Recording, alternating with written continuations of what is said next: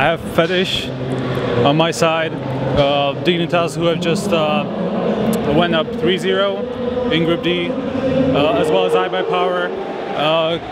Talk us through the matches that you've already played. It was basically an easy going, but tell us what you thought. Yeah, we prepared well and talked a lot about the 3D Max guys, because last time they kind of outplayed us. Last time when we played them, we played horrible and they played good, but we talked a lot about their strategies and how we should approach them, and everything just worked in our favor. And yeah, we made it look easy that game, but the other two games, I think we kind of underestimated the Japanese guys. They did start CT on Nuke, but still they played better than we expected. And the guys from G-Play we knew they're a good team. They were okay in 1.6, and yeah, so we didn't underestimate them, and we played whatever we could do to beat them, and we beat them pretty comfortably. I noticed Device said something about the Japanese CD side.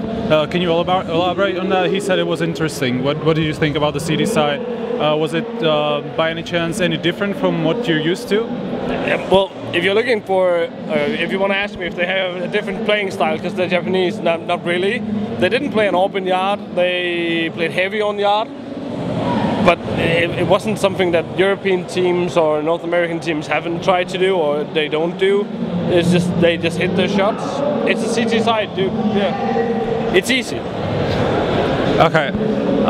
Now you have two matches ahead of you. Can you talk about them, especially iBUYPOWER, obviously, because they're probably the main contender in the group? Yeah, well, I guess that we need to win both. So mousesports is just a big contender as iBUYPOWER. I don't know really. If we beat Mouse, then I don't know if we care too much about the iBUYPOWER game, because let's say we beat Mouse and we play iBUYPOWER. If we finish first or second in the group, I don't know if there's a big difference, because you might draw Fnatic. So being first and drawing Fnatic is just why finish first then? You might as well finish second. So although the teams are great teams, so I don't know if we really care, but yeah, it's two great teams we're gonna play against, and yeah, who knows what's gonna happen. Now I'm not sure how much you followed Group C, which is now basically on a four-way tie, and now the matches are in progress. First off, what do you think about Platinum and Copenhagen Wolves, obviously, because they're from Denmark as well. What do you think about those teams upsetting Hellraisers and NIP? Well, I think that Platinum NIP made the classic mistake that we also did against the Japanese team. Like, we're really good on Nuke, but if you start T, you're gonna lose a lot of rounds and you're gonna be behind, and you need to work as a team when you're behind. I think NIP kind of failed. They lost pretty heavily on their T side, right? Yeah, on CD side it was somewhere around 2-7 or something like that, 2-8. Yeah, so they were definitely behind, and maybe they didn't work for them, and then if they lose the pistol, and then yeah, they are really far behind. And that's the problem with maps like Nuke and Cobblestone. They're so heavily CT favored. And teams like us, and obviously NIP, we relied on our T side to be just much better, but you end up losing a lot of rounds and it's hard to make a comeback. Wolves, right? Yes. I think they're good. They're all great Danish players. I don't think they're upsetting that much. That's, well, someone who doesn't know them yet, they might be upsetting, but for us, it's they play the normal level. I think that Kebu is like the new guy in the team, or the really unknown guy in the team. He looks good. Tensky has been the best player in my XMG for quite some time, or one of the best players. So yeah, I expected them to perform, and they're definitely doing it. Which two teams do you expect to go through now? It's obviously completely open right now, but from your experience, which two teams do you think can pull through in the end? I hope for NIP and Copenhagen Wolves. All right.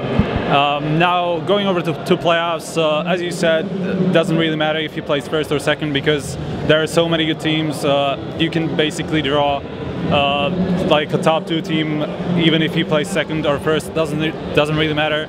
But talk to us about which teams you'd like to avoid, which teams you'd rather play, and you know, the playoff bracket. There's not really a team that I fear particularly. Like, in my mind, the two best teams in the world right now is LDLC and Fnatic. online they've been amazing. In every league they played, they always finish or always play against each other in the finals. And just right now, they're just both teams are just really, really good. But I wouldn't say that we fear anyone particularly, because I feel like the top teams are really, really close to each other. So yeah, it doesn't really matter who you draw. You need to beat all of them. So that's my really, really terrible answer, because there's not really a team that I wouldn't play and I would rather play. Now you obviously changed the player just basically a week ago or 2 weeks ago, right? What led into that decision? Was it the result at FeTiSh? Did it have anything to do with it?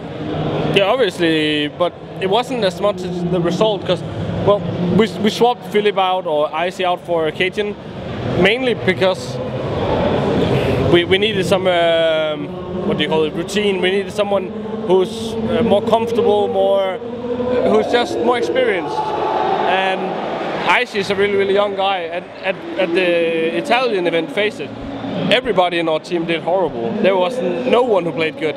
We all performed really, really bad. And maybe we've just been the same lineup for too long, and we needed some, I don't know, motivation. And also, Cajun is probably the best Danish player when he's not being a retard. But he is really good. So you can't really compete with that, like as I couldn't, Philip can't, nobody can, because he is just a really, really good player. So yeah, there wasn't not much to the decision besides the fact that we needed more experienced players in the team who not crumble, but who can stay calm in clutch situations and in tight situations. Now, do you think adding more firepower in cajunb is gonna change your playstyle a little bit? Because, well, for one, he can also take the AWP in case he's actually taking the AWP right now, right? He's at least the second one. Well, we don't have an AWPer in our team. Let's make that clear. We played situationally on different positions, and everybody could pick it up if they wanted to. It's just if you play a certain position and the AWP is great for that position, then you play it. All of us play the AWP every now and then. It's predominantly me and Device and Cajun who plays it. But Dupree has it sometimes. I don't think Andreas ever has it, but sometimes he might have. But we don't have an AWPer, and we don't put focus on anyone being an AWPer. But as I told you, it's not about the firepower. In Cajun, obviously he's a better player than any of us, because he's just really, really good. Adding him wasn't about firepower, it was about getting more experienced players into the team, because we needed that. All right, that's all from me. Do you have any last words, any shout-outs? Thanks to our sponsors, all of them, and also our fans. Thanks for cheering for us.